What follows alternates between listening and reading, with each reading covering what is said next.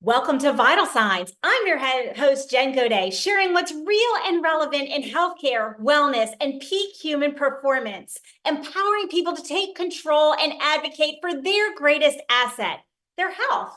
Remember, this show is for educational purposes only. It is not medical advice. Always remember to seek out the advice of your medical practitioners before changing your healthcare routines. You are in for a treat. I have guests here today, Heather Gessling and Christian Elliot. They are partners in Healing United, where their mission is to flip healthcare on its head and heal people instead of treating people. They're here to teach people how to let their bodies do the heavy lifting and reverse disease if they give it the right tools. Welcome to the show, Heather and Christian. Thank you. Thanks, Nice Jen. to be here. So I want to talk a little bit about what you guys are doing over there with your partnership.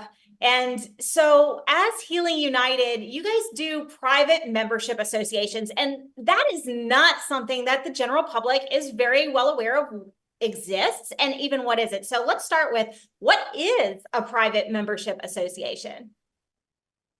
Yeah. Christian, you want to take that first?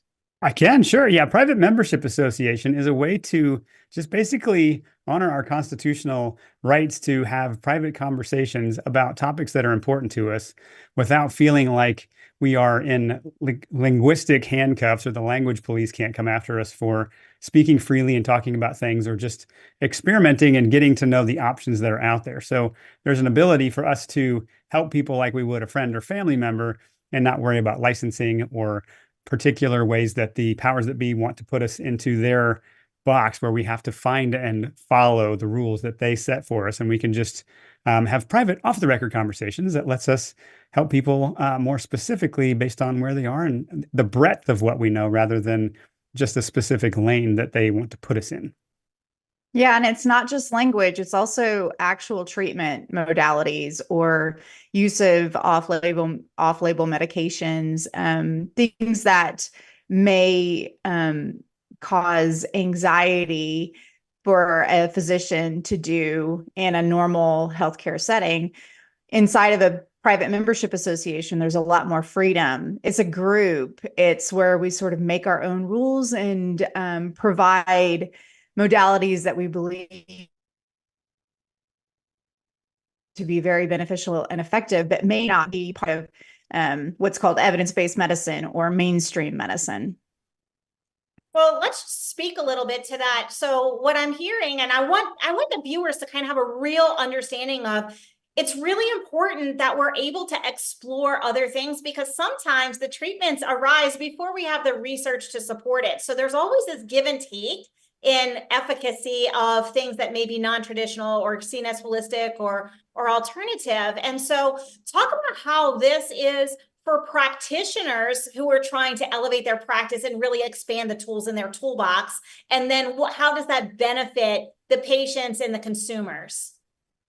Yeah, it allows for essential total freedom within that organization to be able to work outside of the constraints of mainstream medicine for the provider and for the patient to receive. Yeah, COVID in particular did a number on the medical profession in terms of forcing people to toe the line and tell a particular story and follow whatever was called consensus. And it more or less took away their option to practice medicine, to try things and to see the person in front of them as a real person rather than a lab test or some sort of math equation that needed to be solved with the approved protocols. And in a private context, we can have conversations about a breadth of things that may or may not be blessed by the institutions, but it lets us help people in very unique ways. That's right. That's a good answer. And so to further ask a question, is this something that the general public can be a part of so they can be a part of these discussions, or is this for practitioners, by practitioners, for practitioners? It can be in essentially any area of medicine, business. It can be a restaurant that, wants to serve alcohol in a dry county. It can be it's country clubs. It crosses the spectrum. And so talk to me a little bit about how Healing United is participating in this. What are the things that you guys are bringing to the table so that our viewers can really say, hey, this is something I want to explore. This is something that I want to learn more about so that I can have something other than what mainstream is telling us is the best standard of care, for example, with regards to our health or our well-being. Yeah, what's fun for us is that we get to cross disciplines. We get to blend medical and alternative and coaching. And the way that the regulation works, or the way that different modalities are pigeonholed into their specific lane and told what they can say, we just get to remove all of that. And we get to say, I get to say as a coach, I think a medical person would answer it like this. And I think a chiropractor or an acupuncturist, a massage therapist would have a different skill set or a different interpretation of what we're seeing. And it lets us nimbly pivot between a lot of different modalities or discussions or things that are maybe not allowed to be talked about. And we don't have the FDA coming and saying, you can't use particular words and you have to stay in this lane to cure, treat, prevent, ameliorate, mitigate. Those barriers are just gone. We can just talk freely like we would any normal person, and we get to do it as a team. And there's a richness that those kinds of conversations have that you won't necessarily get at a doctor who's afraid of losing their license, or a chiropractor who's technically not allowed to say this, or you can't talk about nutrition that way. We can just talk about all of it freely in a private conversation. And the way we set it up there, it's free. It's just an agreement that you sign that we as consenting adults can decide we want to talk about these things. And so anyone can join. That's beautiful. And so what I'm hearing for everybody, I just want to distill this down. What this is, and it is something that we should all be taking part in, is open, collaborative communication between a variety of practitioners and individuals, where we can share openly what's working, maybe what's not, and sort of facilitate that integrative approach without a lot of red tape and barriers, which is something that traditional medicine has become very compartmentalized. And even within the traditional medical model, I was a physical therapist. Sometimes it's very hard to get communication with the physician who has referred the patient to you. And so there's a lot of barriers to communication. And what it sounds like is the benefit of joining one of these is that true collaborative communication and sort of removing the barriers so that you can get the information you're looking for more expeditiously. Are there any other benefits that you guys would like to share? And how can people learn more or get involved? Yes, the one other benefit is that if we ever get pushback from the powers that be, we preemptively let the state know exactly what we're doing, and that we cite the particular section of the state constitution that says, hey, we free citizens can assemble and we can discuss things amongst ourselves. And so there's teeth that it has also to have a private membership association, where we feel more confidence that we have done our due diligence to set up something that is not just got the law behind it, but that really honors the intent or the integrity of why we come together in the first place, and what we're attempting to do. To your point, Jen, but beautifully said, without all the red tape, we can just figure out things much more quickly than we otherwise would. Heather, as a physician, anything that you see or wanted to add as far as benefits? And I would really like to share how people can get involved or learn more about participating in such an association. Yeah, so the PMA, the Private Membership Association of Healing United, is a association that's available for anyone across the country or across the world to join. I have a direct primary care practice that's also a private membership association that I have my individual patients sign an agreement. And basically it just allows for that increase and breadth of modalities that I can use to treat them. And within Healing United, it allows for an increase of, like Christian said, different discussions and more freedom to be able to bring to the table things that we know and have researched can work to help heal the body that are just not discussed in mainstream medicine. Fantastic. And if people would like to learn more about this, if they would like to reach out to either you, Heather, or you, Christian, to find out more about PMAs and or what it is that you guys are doing at Healing United, how can they reach out to you for more information? They can just go to our website. It's healingunited.today. And you can submit an email at support@healingunited.today. And those are really the easiest ways. We've got some social channels as well that you could find. But really simply just go to our website and you can sign up for a free workshop if you were interested. But if you want to reach out personally, just do the email support@healingunited.today. And if you were to leave our guests prior to break with one action step that would move their health, their really agency over their health and well-being, what would it be? Just one was all we get. I'd say think holistically. Look for where your body is burdened, what things you already know to be doing that you might not be doing, and what could you do to empower it with one habit. It could be water, could be exercise, could be sleep, could be diminishing your stress, setting better boundaries, etc. But think holistically, and you probably are more intuitive about what you could do to heal yourself than you give yourself credit for. Thank you for that. Thank you for being here. And we do have to take a brief break, but we will be right back after these messages.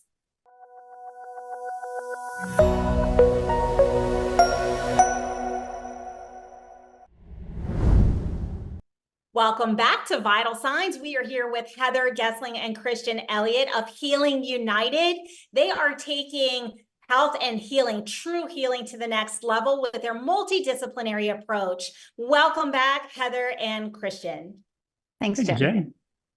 So talk to me a little bit about how Healing United's approach differs from conventional medical practices. Yeah, so Healing United is a collaboration between me, an MD, a physician, Christian, a holistic health coach, and several other disciplines such as chiropractor. And we also have different practitioners listed on our website, multiple ones that you can look at. But the collaboration has to do with bringing our minds together, our research together, our experience together. And I'll just give a little story. Back in 2020, when we were realizing all the different things that could help get us through the pandemic, such as nutritional uses or use of different nutrients and herbal medications or herbal supplements, I started realizing that my initial training in medical school was not helping me much through the pandemic. And I became more interested in natural approaches. And I remember talking to a naturopathic doctor thinking, wow, her training may actually help my patients more than my training. And it was a whole different mindset. And so whenever I was joined together with Christian through a project that we were working on, I remember thinking, what does my degree offer that his experience cannot cover, and his own ability to research and think critically can't cover? And so it's an approach that is it's the ability to be more open-minded about how we work at healing our body, and not just physician or MD or mainstream medicine, but the ability to go across all disciplines and accept everybody's experiences to be able to heal patients. I really appreciate that. And what I'm hearing very loud and clear for those of you at home is this is about getting really curious. It's not about doing things the way it always has been done, but getting curious about how can we collaborate with others in order to truly get to the root causes of our issues, and or to establish that peak human performance and vitality through collaboration outside of what we know. And we see this all the time when we only meet, like I was a physical therapist by trade, and if I only met with PTs all the time, I'm missing so much of the whole spectrum. There's no nutrition in that conversation, the psychology piece, like chiropractic, there's so many other areas that if I only stay in that echo chamber, I never get outside and learn more. So I really like that effort of collaboration. So talk to me a little bit about how you guys have been able to collaborate in this way, and how have you integrated that mind, body, spirit into your treatment methodologies? Because we know treating the whole person, it's not just like we used to laugh. People say, oh, there's a knee in room 2. No, it's a person. It's not just a knee. We all have knees. So how do you integrate that holistic approach into your treatment methodologies? That's something I've been doing just through over the last 2 decades, really just working at trying to solve the next puzzle that I saw in front of me. So originally it was nutrition, and then it became fitness, and then it became the life coaching puzzle, and then it became the emotional puzzle. And what I realized over the years is I can't separate those anymore. All I see is a whole person. And I've become much more surgical at trying to find, where is this person actually stuck? What is the thing that would get them unstuck? And what is burdening their body, their mind, their spirit? And we've been able to, over the last year or so that I've known Dr. Gessling, we've been able to come at the project of a whole person and bring our different perspectives. And we both come from a Christian perspective, so it made it easier to say, well, there's obviously spirituality is a part of a whole person, and so how would we leave room for that? And that doesn't mean someone has to be a Christian to come to what we do, but it at least gives us an underpinning to say spirituality is highly important. And if we don't have reasonable answers to the basic questions of where do we come from and what happens when we die and who does get to set the standards for morals and ethics and those different kinds of questions that once you start dabbling in the motivational waters, it's not a long bridge to get to those questions. So whether it's physical, whether it's mental, emotional, or spiritual, it's been a fun puzzle because we find we're way above the average when it comes to the results we can get for people because we see them as a whole person and because we can address the elephant in the room, not just the symptom that they have, and try to treat that. We can actually help heal the person from the inside out. And I really want to turn to Heather with this because Heather, we were both we both were schooled in the traditional medicine approach where we leave emotion out of it. We don't talk about spirituality or there's all these no topics in traditional medicine that we don't talk about. It's not acceptable. And so how were you able to shift your mindset? Talk to us about what that looks like, because as patients, the people who are watching, maybe they're on the consumer end, they have not been able to express themselves fully and get those questions answered in the traditional model because we're not trained that way. So how are you able to kind of shift and adapt? What does that look like? And how has that differed for your patients? Yeah, wow, you are spot on. We absolutely weren't trained in it. We weren't trained in the emotional aspect of disease or chronic illness. We weren't trained in spiritual aspect of healing our bodies. We weren't trained in nutrition. We weren't trained about toxins. We weren't trained about essentially the most important things about healing and reversing disease were not ever discussed. And when they were discussed, they were ridiculed. It was like, that doesn't matter. That's so silly. That's a waste of time. Talking about taking different supplements or ingesting different nutrients or being proactive about those things. That was ridiculed. We were told, oh, you're just going to create expensive urine. It's just a waste of time. We get all of the nutrients we need through our food. All of the important aspects that I now find to be above all the other things that I was taught. Those things are more important than what I was taught. And I focus on them so much more now than I ever did. But really in mainstream medicine, we were not taught how to heal. It was only treating. We were only identifying disease and treating disease and as different components of the body. That disease is a different component of the individual components of the body instead of a whole approach to the body. And it's impossible to heal the body if you're just looking at individual components. And so really it's, I think, the absolute worst approach to helping a patient. Medical school is the worst approach to helping a patient than all of the aspects that are most important, which I've mentioned, which is the spirituality, like you mentioned, the emotional component, nutritional component, and removing toxins. And let's be completely forthcoming here. If we don't set our bodies for successful healing, and we're entering a healing and embarking a healing process, and I'm just going to use like a surgery, for example. Maybe you have maybe you're an athlete, you fall, you blow your ACL, and you need to have a reparative surgery. If our body is not primed for successful recovery, if we're not fueling our body, if we're not resting, if we're not doing the things to set our healing up for success, all the treatments in the world are not going to give us the outcome that we desired in an efficient manner in order to get us back to where we want to be. So it really is about the foundational, what environment are we both externally and internally in our body, so that we can facilitate that healing process, and or if we are absent of disease, facilitate that peak human performance. And so I'm going to ask, what are some things that our people who are watching, our consumers, maybe they have a chronic disease process, maybe they're well and they just want to take it to the next level. If they're watching, what are one or two things that they can do today? Maybe each of you give one that they can do today that can sort of facilitate that whole body holistic approach towards health and well-being. I'll give you mine first. So I think you have to have a really clean water source to drink every day and drink lots of it. So I every day, I try and remember every day when I'm talking to my patients or when we're talking to clients through Healing United, ask them what their water source is.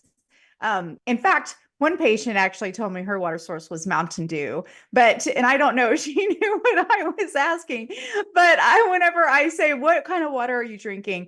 The majority of the time, I would say 90% of the time, they tell me it's filtered water through their refrigerator. And I say, it's just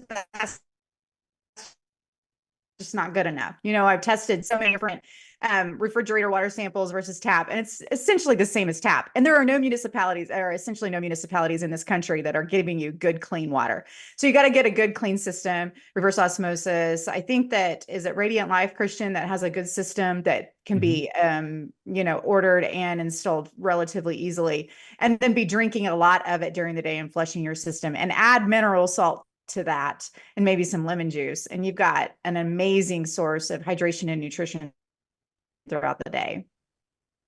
Awesome. Christian, hit us with one really rapidly. The best one I can say is cut vegetable oils out of your diet ruthlessly. That is worse for you than sugar. If you can go, and the better name for them is seed oils. That's your soybean oil, your corn oil, your canola, your rapeseed, grapeseed, safflower, sunflower, all of those fake oils that are produced at high heat, turned rancid, and then deodorized and colored. They are poison to your body. Get them out of your system. And that alone may boost your health significantly. Most packaged, denatured foods have vegetable oils in them. Okay. It's most likely the cause for heart disease. It's most likely one of the main causes for heart disease, along with sugar, is seed oils. Thank you for that. We are about to break, but what I heard for you guys who are watching, decrease those processed foods, because we don't know what's in them, and most likely there's things that are not good. And make sure that you're hydrated with a clean water source. Get your body hydrated. Make sure you have a very good source of that hydration. Thank you so much for joining us. Again, Christian and Heather, how can people reach out to you? They can check out our website, healingunited.today. Learn all about what we do, we have a free detox workshop. We have a free miniature video course you can take. There's plenty of ways we can be helpful, and we delight in building goodwill and serving first. So come check us out. You can get a private membership with us, and we would love to serve you any way we can. Thank you so much. We will be right back after these messages.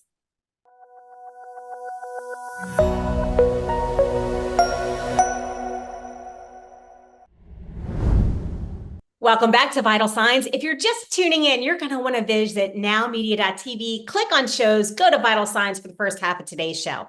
Remember, this show is for educational purposes only. It is not medical advice. Remember to always seek advice from your healthcare practitioners prior to changing your routines.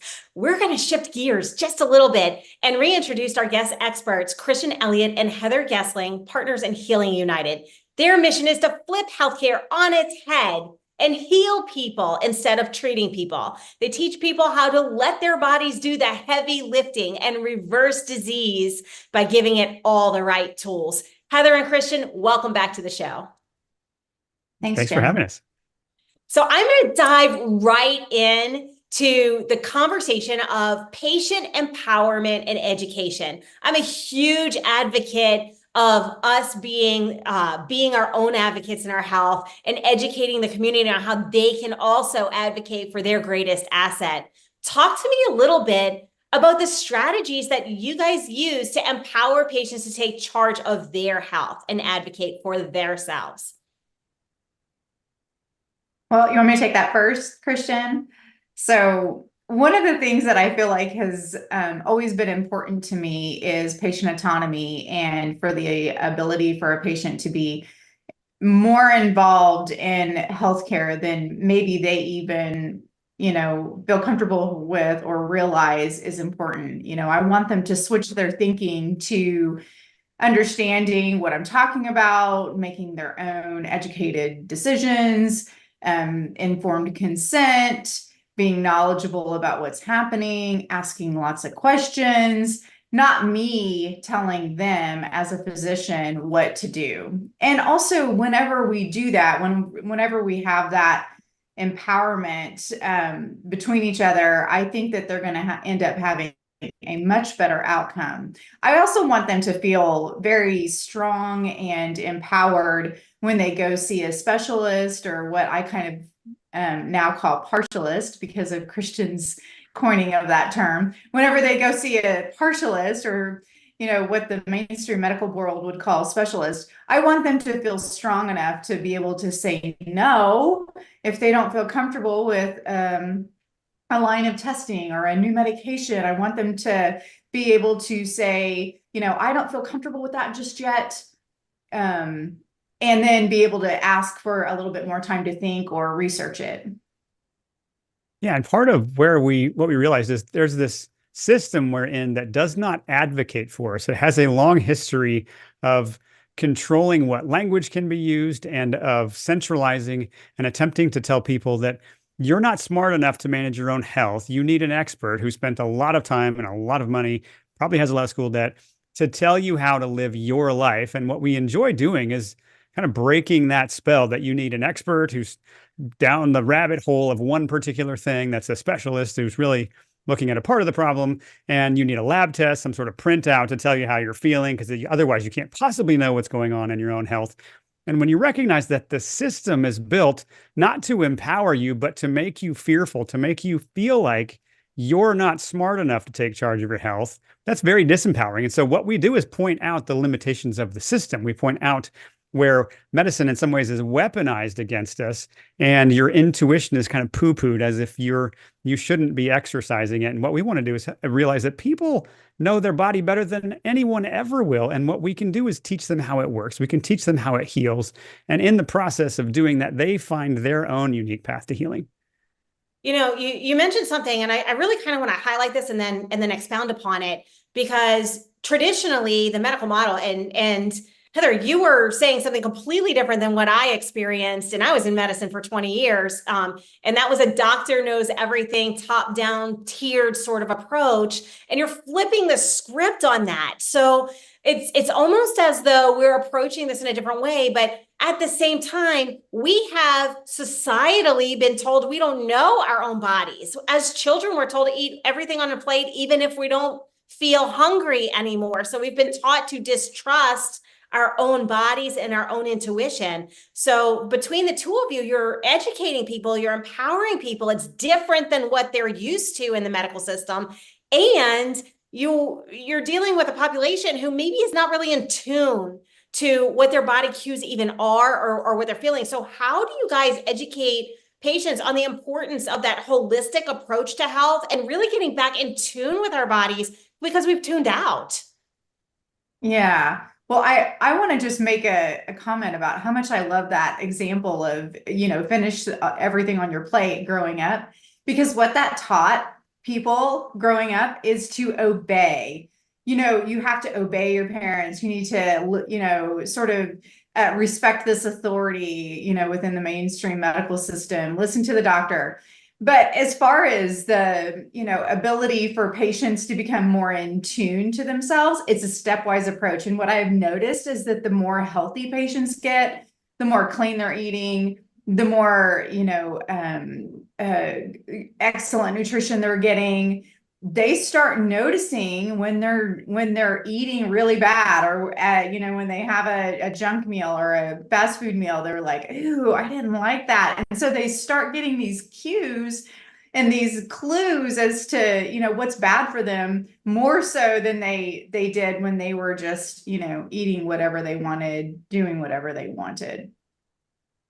Yeah, I guess what I would add to that is rearming people with the perspective that their body's sensations, or what the medical world would call symptoms, are communication from your body. It's your body trying to give you intel on what it's dealing with. There's something that's creating brain fog or joint pain or digestive discomfort. And when you realize that that's your body's communication language, you can also realize that the diminishment of those symptoms is also a sign that you are healing or progressing. So your mood, your energy, your focus, your digestion, your pain levels, your heart rate variability, if you will. There are so many different ways that we can measure progress. And it's just arming people with the intuition that they can start to correlate their lifestyle habits to how they are feeling. And the more they understand that, the more actionable that information becomes. Absolutely. And so talk to me a little bit about, you guys have a holistic approach. You have a real integrative approach. You take everything from, Heather, your traditional medical and Christian, the health coaching perspective on the holistic side, and you merge it together. And that is something that we have a lot of more awareness around today than even 3 years ago. Let's be frank. This has been kind of a move towards the holistic and integrative approach over the last couple of years. But what are some of the common misconceptions that are still out there about healthcare and well-being that you guys are specifically aiming to address so that we can have a more healthy population and truly advocate for ourselves? Well, I would like to say that what it requires is a humbleness. The medical profession, allopathic medicine, has had such an arrogance that they are the be all, they are the know all, that everybody else is inferior. All of these other approaches to medicine, naturopathic medicine, holistic medicine, or alternative medicine is just not scientifically backed, or it's just not good enough, or it's kind of quackery. But in fact, it is something that I now envy. I envy the training of the naturopathic doctor. I envy all of the study that Christian has done. I envy the different approaches to medicine that I now integrate into my own practice. And so I feel like what has to be acknowledged is how important it is to bring in all of those disciplines. Yeah, where we make our mark, I suppose, is just the intersection of mental, emotional, physical, and spiritual. And what you find mostly in the health world is practitioners who are studying a sliver of one of those four. Then when you can zoom out and realize that we are integrated beings, that mental, emotional, physical, spiritual are all important. And by going to a specialist, you might be missing the most impactful, most relevant detail in your health. And so part of what we do is we have a very thorough 360-degree intake of all of the person, their toxic load, their emotional state, their hopes and dreams, their health history, and their current situation. So we can build a holistic framework for what most likely is where this person is stuck and what would it take to start to move them forward from here in a way that is giving life and taking away burden rather than just overwhelming them. So really what you're talking about is a comprehensive look at all of the human being, the whole human, physical, spiritual, social, emotional, the entirety, and asking what is going to move the needle the most? Because really, I think the unlocking of this education comes from when we can move the needle and have an immediate impact in some way, and we can find out what that first big needle mover is. Then they buy into what's next because they've already seen an impact. And we don't see that a lot with traditional medicine. You may be prescribed a medication and take a medication. It doesn't even address what it is that is the core, either the root cause of the problem or even the core symptom that you're hoping to get some relief from. So I really like that kind of zoom out analogy. It's truly taking that whole picture and moving it forward. And we are going to have to break in just a moment. But if there was anything that you would like people to know and to think about right now, just like a quick 15-second, this is a check-in for yourself that you could start today, what would it be? Oh, I would say if you're seeing a provider that is not interested in removing medications and only adding medications, then I think you're on the wrong path. Yeah, for me, one of the biggest check engine lights is fear. If you are living from anxiousness and anxiety, then we have a different problem to solve, because hope is really good for your energy levels and your biology. And we need to find a frame where you have hope. And fear keeps us in that stressed out, that stress mode. So you guys heard it here, right? If you have someone pushing medication and not listening to you, if you're not able to advocate for the things or ask or press pause and ask questions, it's time to do that. We do have to take a brief break, but we will be right back after these messages.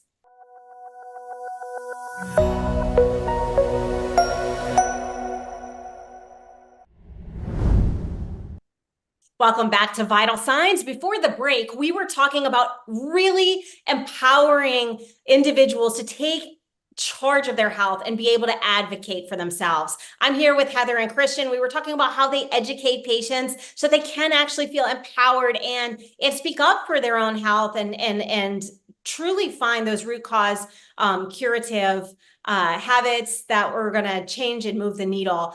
And so I'm going to ask you guys, what are some of the areas of research, like what are some of the research and innovations that have really helped you in this educational process and in this discovery process as we take that integrative approach towards patient care? Christian? Okay. Well, I guess I would say what has helped me, I cut my teeth studying nutrition and fitness. And as I really realized I've kind of got my head around this, and people's lives weren't changing, it blew my paradigm open. And what I realized was the biggest obstacles people were having were the mental emotional puzzles. It was the will, it was the willpower, it was the drive to do things, and the worthiness and adequacy questions. And so to me, some of the most empowering, compelling research is in those areas of behavior change, of habit formation, of identity issues.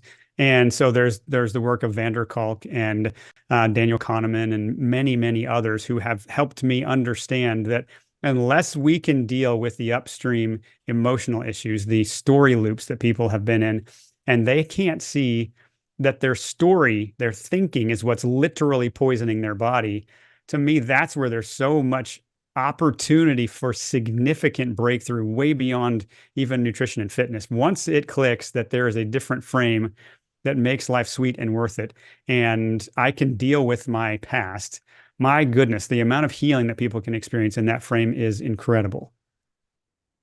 Oh my gosh, I have to completely agree. This is exactly what I've been doing as far as researching and learning how to actually heal and reverse disease. Yes, it's about detox, and yes, it's about nutrition, and yes, it's about, doing all the right things with regard to what you're drinking or eating, but it's also about your emotional state, your memories. And I just recently read a book called The Healing Code, and it speaks directly to that, sort of reversing and healing those memories that are holding stress inside of our body and creating chronic disease.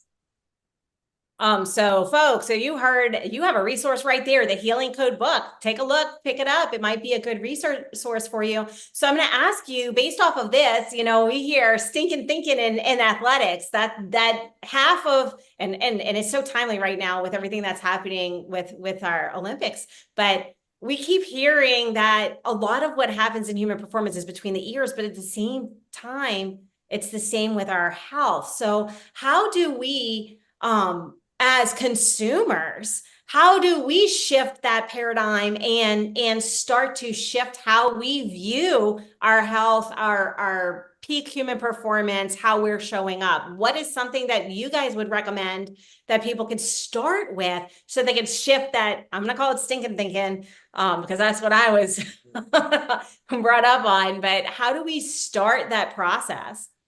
There's so many different ways you can do that. One of the most helpful ones is just to step back, and when you have an emotional reaction to something, and pause that as best you can and say, what story am I telling myself?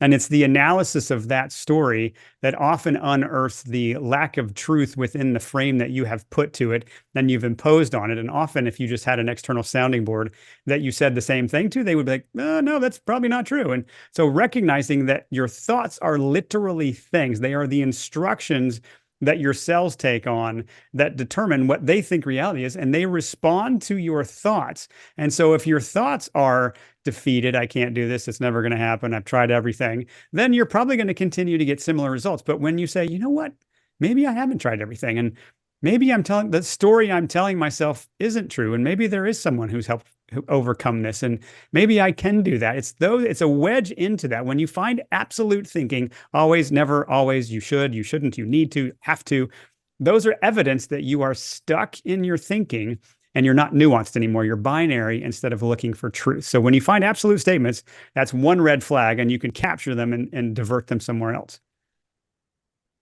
Anything to add to that, Heather? Oh, no, that was perfect. It was great. So I'm going to ask you, can you discuss the importance, because we've talked about when we hear that stress language, I call it stress language, the shoulda, coulda, and all absolutes. When we catch ourselves in that stress language, and it's because we're in a healthcare, we're having some healthcare issues, we're having some things that are physiologically showing up.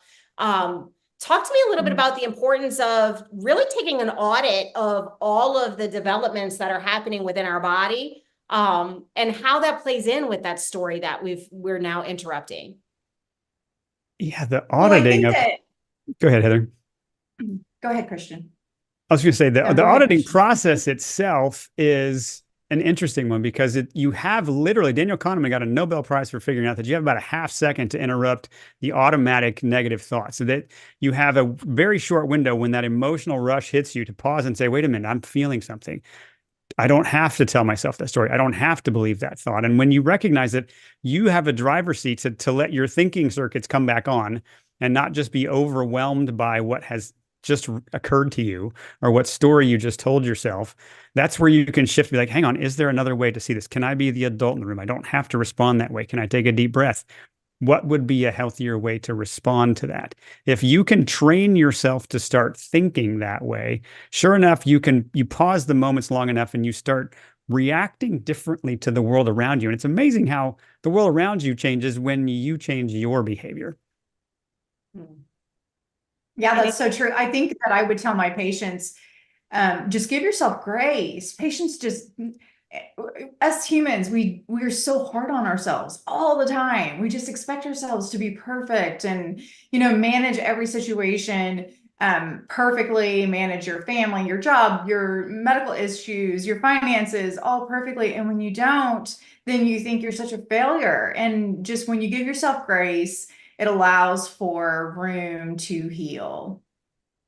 I couldn't agree more. We don't live the perfect life. There is no such thing as perfect. We are all human and perfectly imperfect. And so as we move forward, there's one other thing I really wanted to ask, and that's, you guys do a lot of education. You have detoxification education, and detox isn't just about the physical. It's also about this stinking thinking we're talking about. Talk to me a little bit about how your education merges with what you're researching for the betterment of patients and patient advocacy, so that those who are watching can really take charge in their lives. Man, the things I gravitate toward to learn always come back to, what are my clients wrestling with right now? And I'll circle back to the topic we've been on, is it really is that mental emotional puzzle. And when you can recognize that thoughts are things, that my stories are relevant, and that I've been living in this loop for a long time, that becomes where we lead our own personal growth. And what the way that works out practically with clients is that we take them through an educational journey where we don't just look at fitness and nutrition, but we look at emotions, we look at fasting, we look at detoxification, we look at all of it through a lens of, how would I help this person? So we got, whether it's our free 2-day workshop that we offer, where we're here to bless and give as much information as we can over 2 days, or whether it is short little education videos, or whether it's segments like this. We just love serving and helping the people that need what we can do find us. And if they resonate with that approach, then wonderful. And how can people find out more about your 2-day detox, or some of the educational opportunities that you guys provide? Or if they're listening and they're like, wow, I haven't heard this, or they've maybe been following you the last couple of times that you've been on the show, and they're ready to press go, how can they reach out to you guys so that they can engage and really start to advocate for themselves, to learn and to take charge of their health? Yeah, easiest thing to do is just go to healingunited.today, and you can find education resources on there. We have the free 2-day workshop. The next one's coming up in September.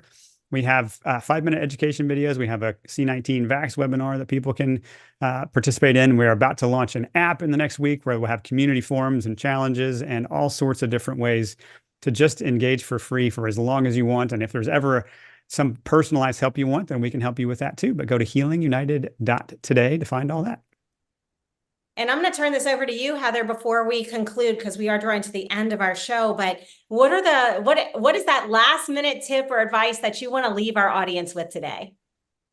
Well, I would like to say that patients seem to expect change rapidly, but what I see is that it's over weeks and months. And I told a patient, yesterday, it's going to take it. You need to expect a year. You're going to look back on this and say, wow, I look so different. I feel so different, but it doesn't happen super fast. So don't be hard on yourself when you're not seeing something different in 2 weeks or 3 weeks. Absolutely. Take time, have patience and grace with yourself. I have heard that as the common theme. If you are at home listening, yes, all good things do come to an end, including this show, but you have some very real action items. Go to healingunited.today, check out some of the educational materials that Christian and Heather have provided for you. Sign up for that 2-day workshop. Educate yourself, because when we educate ourselves, we can advocate for ourselves and truly become that peak performing, amazing human being and show up in the best way possible in our world. That is what it's all about. Thank you for joining us today, Heather and Christian. I really appreciate your expertise. Thank you so much. Thanks for having us. Thanks. Thanks. And you, yes, you, we will see you same time, same station next week. But until then, have an amazing rest of your day. This has been a Now Media Networks feature presentation. All rights reserved.